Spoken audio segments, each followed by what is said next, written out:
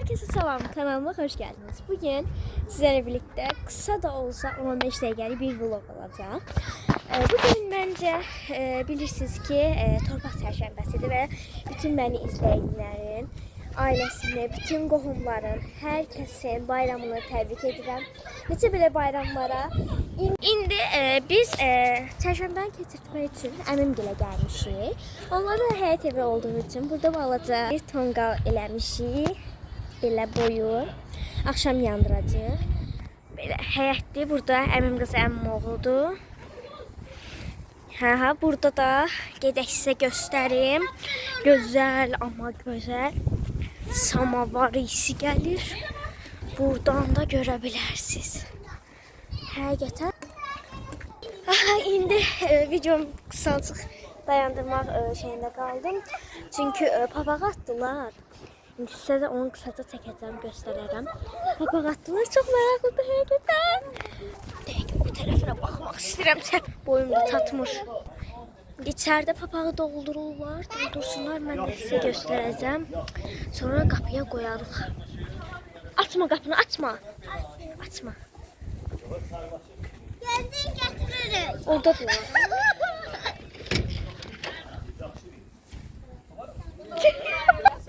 Əmin qızım getdi, qapını açdı. Bizimkilər neyinirsə hələ də papaq doğmayıb. Oğlanlar da orada gözləyir, qıraqda bildirmirlər. Həqiqətən elə bilirlər ki, yamış görməmişik, yalandan içəri baxırlar. O da biraz tərəfdən. Apar. Bək tut. İçim şeylə.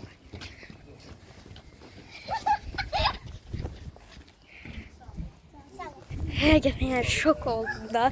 Oğlanlar 3 saat gözləyirlər, papaq. Bu videoya baxırlarsa kanala abone olsunlar. Öğrettiler ki. Aha. Nasıl? Biz şəkillər falan çəkdirdik. İndi mən də həyətdə gəzirəm.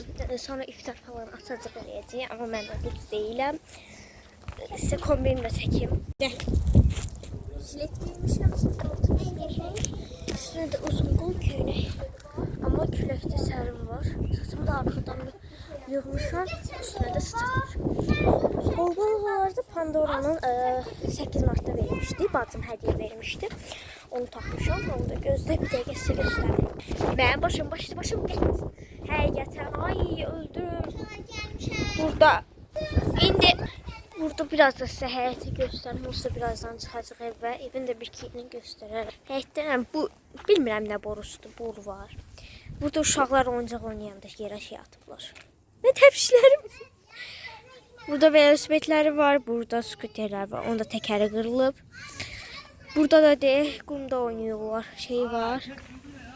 Sonra bu da meşika var. Bu arada evin çöldən görünüşü belədir. Birazdan mən mahnı qoyub oynayacağım. Özdə get-gedə hava dəyişikliyi olur. Saçım da bozuldu. Bütün hamısı çıxdı. Əsərləşdi. Telefonuma mesaj gəldi. Ona da baxaq. Bu arada bu telefonumun arxasını gözəl ulduzla eləmişəm.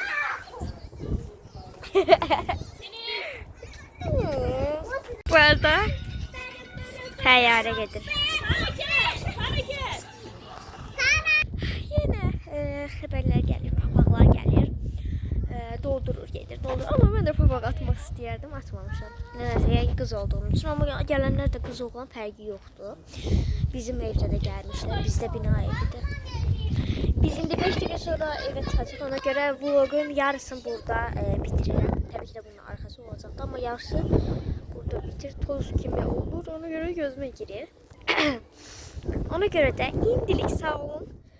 Birazdan yeməklər yiyəcəyik. Onu da qısaca çəkərəm. Mağaza falan oynayacaq. Sonra həyətə düşəcəyik. Tonqalı yandıracaq.